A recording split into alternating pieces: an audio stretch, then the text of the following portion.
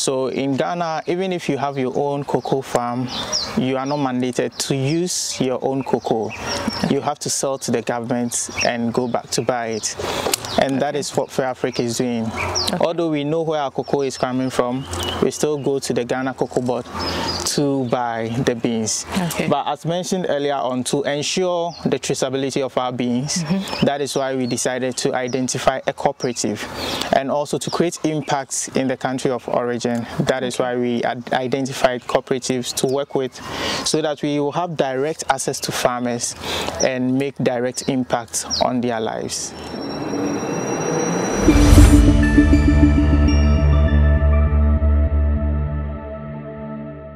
You're warmly welcome to Budu, a farming community located in the Ayenswanu district. Okay, thank you. Here, the main occupation is farming, and they do a lot of cassava cultivation and also cocoa. They also have crops like plantain, banana, and cocoyam. Yeah. But today we are visiting a cocoa farm, a 14 years, 8 acres cocoa farm, which belongs to one cocoa farmer called Mr. Jamina. So come along. Thank you.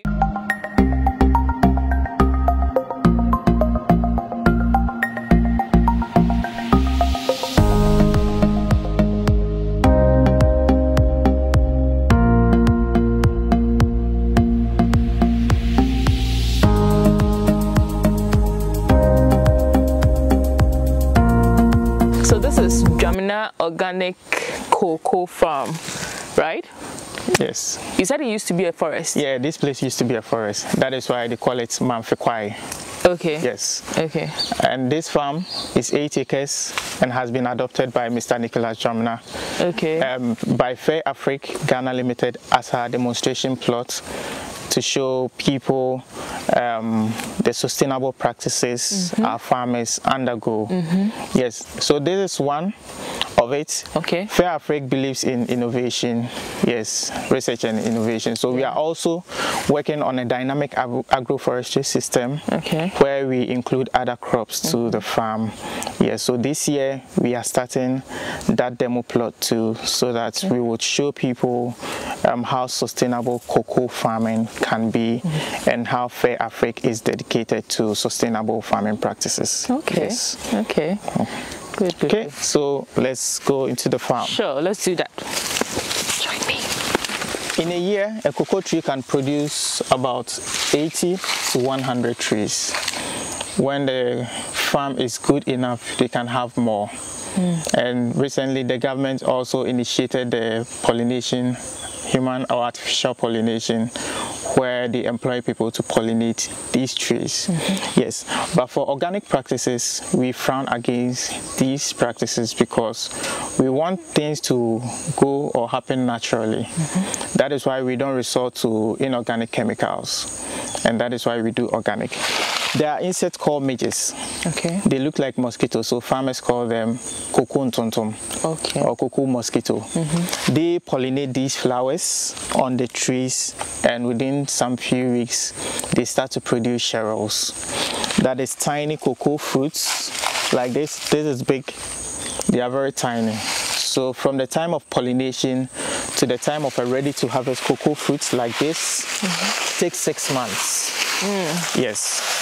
And because of the excess use of chemicals on inorganic farms, these insects are going extinct. So for organic farming practices, we resort to what we call the IPM system, where even before the farmer uses the organic inputs on the farm, he makes sure that he prunes the farm, he weeds the farm well, so that it will reduce the amount of inputs on the farm, helping to reduce pests and diseases. And the pruning is done in different ways. We have the structural, we have the heavy pruning, and we have the sanitary. So the structure is just to maintain a certain shape of the farm.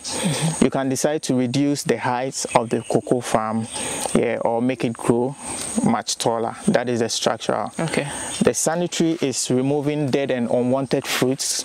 So like we have this dead here. Yes, removing them from the tree. Okay. And sometimes you have outgrowths, young cocoa tree growing beside the old one. Okay. Yeah, farmers remove them so that they do not compete with the cocoa for nutrients. And also sometimes they harbor the black pod disease. Yes, so farmers remove these to make sure that black pod disease on the farm is at minimal. Yes, if it doesn't work, that is when they resort to the organic inputs. Oh. And these organic inputs are also natural, so they don't have any effect on the fruit or the end user. Yes. Okay. So that is it. For a cocoa tree, you can have the fruits everywhere on the tree. And as I always say, even if the roots were to be it's even out, showing us an example. Yes, like this tree. If the roots were to be out, you still have some fruits on the roots. Oh. Yes. Okay. That's in nice natural practices, farmers would like to wait for them to be very yellow or very ripe before they can harvest. But then they also have effects. Oh. When the beans become loose or lighter. Yes, and since cocoa is sold in kilograms, you need to make sure that you have the heaviest weight you can get for sale. Okay. So we advise them to harvest it when they are yellowish green like this, so that they can still have some weight inside. And also, cocoa may be on the tree, all right, but you realize if you open it, it has already started germinating inside. Yes, so to avoid that, we have advised the farmers to harvest it as early as possible. As much as we also love to eat cocoa, the seeds are very sweet. The pulp around the seeds are very sweet. The insects, the birds, the rodents, the squirrels, and the grass cutters, they also love it. So they also eat into it when they stay on the tree for long. So when it ripes, then wahala for everybody. Yes. But I'm wondering, if you take it at this point compared to when you take it when it's fully ripe, doesn't it have an effect on the bean? No, it doesn't. Oh. Yes. It's the same thing, the same value? The same value. Maybe if you want to consume it, there may be differences in the taste. Yes. But if you are fermenting for sale as cocoa bean, raw cocoa bean, then it has no effect. Okay, the value is the same, so you might as well pick it earlier to avoid all those wahala. What is important is actually the fermentation. That is important. And the fermentation is the first stage when it comes to developing chocolate flavor. Okay. Yes, so farmers need to make sure that the fermentation goes very well. Yeah. So I'm going to harvest a pod. I'm going to harvest a pod. We break and see what is inside. Now, I see why we brought the... Yeah.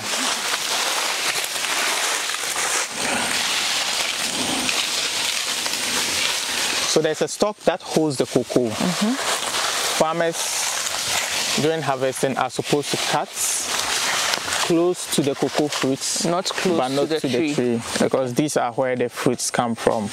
If you end up hurting or cutting this part off, then it may take some time to flower again. Okay. So farmers are advised to hit close to the tree, the fruits, so that they don't end up cutting the tree. Okay. Yes. And during harvesting seasons, farmers come around every 2 weeks. I have harvested this today. Maybe in the next 2 weeks, this will be ready for harvest. Yes, so farmers are supposed to come around every 2 weeks to make sure that they scout through the farm to harvest.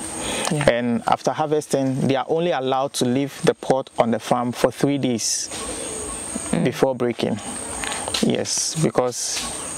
Can we take that? So like harvesting this one, you leave it here for 3 days. Yes. Okay. Not for 3 days. Okay, not it's not compulsory to leave it for 3 days. But then the farmer has about 8 acres. He can't harvest the whole 8 acres today and break. He can only harvest a part today. So he can do that but then it shouldn't last for more than 3 days. Oh, so latest 3 days you should have. Yes. Okay. You should break the pods. Yes. And initially, they used machetes or cutlasses to break into the pods, but then it also has effects. He may end up cutting himself or cutting into the bean, which will affect fermentation. So we advise them to use sticks like this to hit and break into the pod. Oh, yeah. More organic. Yeah, more organic. Very nice. You can have a taste. Thank you. So, with all these practices that we've talked about, how is Fairafric able to monitor and ensure that the farmers are up to task? They are practicing each and every one of them. Okay, for that, Fairafric once in a while, maybe every quarter, visits these farmers to see what they are doing on the farm. As mentioned earlier on, we don't own these farmers, so we have to go through their cooperatives. We do visits, interact with the farmers to also learn from them. So by discussion or through discussion, we get to understand what they are doing on the farms and also to see what they are doing firsthand. But the ultimate is the analysis we do on these beans. Okay. So even before we pay for the beans, we pick samples, we do chemical analysis to check for chemical residues. If they pass the analysis, then we buy the beans. Okay. Yes, so I mean, if you didn't practice, the beans will expose you in the end. Yes. Okay. So that is what we do. So that test also helps you figure out if the fermentation process was done right, does it? Yes. There's one test, that is the bean cut test. So the bean cut test allows you to cut into the beans to see if the bean was well dried or well fermented. Okay. Yes.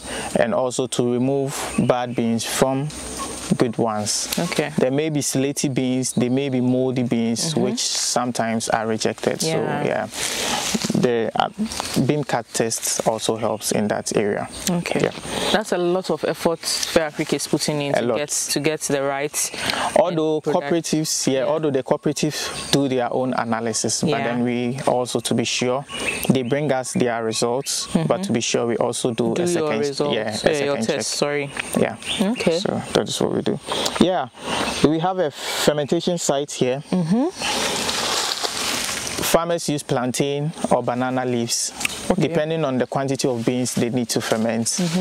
They spread it on the ground, pour the beans on, then they cover it again. So what they do is they scoop the beans onto the leaves, leaving the placenta. When you check the beans, you have there's a rope holding the beans. Yes, that is the placenta. We advise farmers to avoid fermenting with the placenta because it will rot during fermentation and affect the flavor of the beans. Yes, so that is it. They scoop the beans onto it, then they cover it airtight to make sure that water does not enter and any other animal does not enter to eat the beans, and to allow for proper fermentation. So this stays here for 7 days. Okay. But so I see a lot of times they have some raised mats. That is for drying.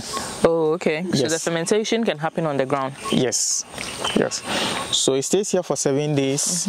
But every 2 or 3 days, the farmer comes around to turn the beans to allow for uniform fermentation. Then on the 7th day, he bags everything up, takes it to the community, and that is where he is going to dry. Yes. So basically that is the activities. After drying for 7 days, the farmer bags it and sells it, and he's, I would say, a rich man at that point. Yeah. So wow, that's good to know. Quite informative. Yes. On what goes on in our cocoa farms and then how we end up getting the beans. Yes. To get our chocolate. Yes. Now I'm going to find out how that bean is turned into the chocolate. So Barak, I see on your website you say you know where your beans grow. Yes. So I'm seeing that there's a drying mat. Yes. You have some of the beans here. So you have a good relationship with the farmers too. But I don't think you buy directly from them, do you? No, we don't buy directly from the farmers, although we know where our beans are coming from. So in Ghana, even if you have your own cocoa farm, you are not mandated to use your own cocoa. You have to sell to the government and go back to buy it. And that is what Fairafric is doing. Although we know where our cocoa is coming from, we still go to the Ghana Cocoa Board to buy the beans. But as mentioned earlier on, to ensure the traceability of our beans, that is why we decided to identify a cooperative and also to create impacts in the country of origin. That is why we identified cooperatives to work with, so that we will have direct access to farmers and make direct impact on their lives. Yes. So with this alliance with the cooperatives, does it mean that you buy back what their farmers produce? Yes, we buy back what their farmers produce. So when you go to the warehouse, they inform Cocoa Board that this company wants this number of beans. They allocate the stacks or the quantity of beans we need for us. And these beans or these stacks have tags on them. That tells you where the beans are coming from. So it can tell you the cooperative for which the beans are coming from, the community the beans are coming from, and that helps with the traceability of the beans. Yes. So with all these impact, this initiative, this support you provide to them, at the end of the day, you make sure that you are not losing out on the end product. You get it back to produce the chocolate for us. Yes, that is what we do. So as I always associate Fairafric to the midfielder of a football team or the playmaker, we are in the middle trying to make sure that our operations do not affect the environment. Yes, so adopting to sustainable farming practices and to make sure that farmers are also economically empowered, and also the chocolate lover who loves to eat our chocolate also eat chocolate that is free of chemicals. Yes, that's what we do. I mean, that's a really good one. A really good one. Thank you so much.